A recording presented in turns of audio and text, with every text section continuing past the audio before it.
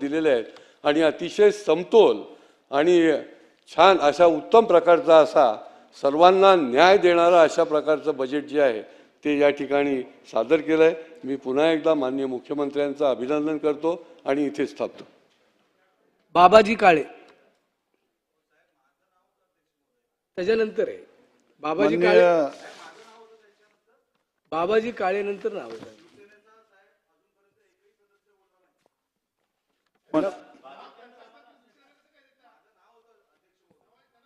इथं नाव तुमचं बाबाजी काळे नंतर आहे। अध्यक्ष ठीक आहे, महोदय, होईल ना। अध्यक्ष महोदय बोलू द्या तोपर्यंत मी बाकी बोला तुम्ही राणे साहेब। आभारी हो साहेब, आभारी, धन्यवाद।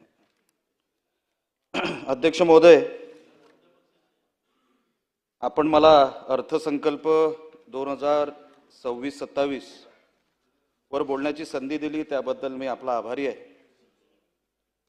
साहेब, 26-27 अर्थसंकल्प ज्याच्या खर्चासाठी 7,69,000 कोटीच्या वर ही तरतूद करण्यात आलेली आहे। फिस्कल डेफिसिट हे 3% खाली ठेवण्यात आलेलं आहे। रेव्हेन्यू डेफिसिट 1% खाली ठेवण्यात आलेलं आहे।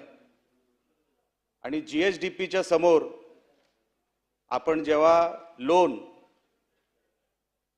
आपण कॅल्क्युलेट केलं ती टक्केवारी आता 20%च्या जवळ आलेली आहे। अध्यक्ष महोदय, जेव्हा आपण GSDPच्या माध्यमातून कॅल्क्युलेशन करतो, आपण हे सगळे आकडे आटोक्यात आणण्याचा आपण जो प्रयत्न केलाय, मी सरकारचं, सन्मान्य वित्तमंत्र्यांचं मनापासून अभिनंदन करतो, त्यांचं कौतुक करतो। एक दुसरी बाजू जेव्हा आपण GSDPची बघतो, GSDPचा अर्थ आपल्याला सगळ्यांना माहिती आहे, राज्याचा GDP।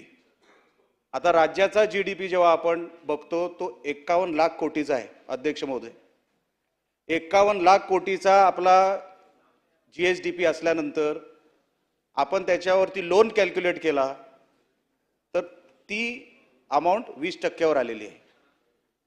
अध्यक्ष महोदय, तुम्ही जर GDPचा कॅल्क्युलेशन, हा आकडा आला कुठून 51 लाख कोटीचा? कधी माहिती काढा अध्यक्ष महोदय। GDPचा आकडा हा अस्तित्वातला आकडा नसतो, हा व्हॅल्यू ॲडेड आकडा असतो, व्हॅल्यू ॲडेड फिगर आहे। प्रत्येक डिपार्टमेंट मधून काढलेली त्याच्यामध्ये व्हॅल्यू ॲडिशन केल्यानंतर जी फिगर येते त्याला म्हणतात GSDP किंवा GDP। आता ती झाली आहे 51 लाख कोटीची। त्याच्यामध्ये रेव्हेन्यू इन्कम तुम्ही इन्क्लूड करू शकत नाही, त्याच्यामध्ये तुम्ही रेव्हेन्यू एक्सपेंडिचर इन्क्लूड करू शकत नाही, तरी ती फिगर 51 लाख कोटीची जी आली आहे अध्यक्ष महोदय, त्याच्यावरती आपण लोन वजा करतोय म्हणून ती 20%वर आली। अध्यक्ष महोदय, पण GDPची रक्कम 51 लाख कोटी आपल्या अर्थव्यवस्थेमध्ये वापरू शकत नाही। तो आधार असू शकतो, तो फायनान्शियल इंडिकेटर असू शकतो। जसं वेगवेगळ्या राज्यांमध्ये, वेगवेगळ्या देशांमध्ये GDPचा आधार घेतला जातो, तसाच आधार हा फायनान्शियल इंडिकेटर म्हणून घेतला जातो। त्याचा अर्थ तुमच्या अर्थव्यवस्थेमध्ये त्याची कुठे तरतूद आहे असं नाही। म्हणून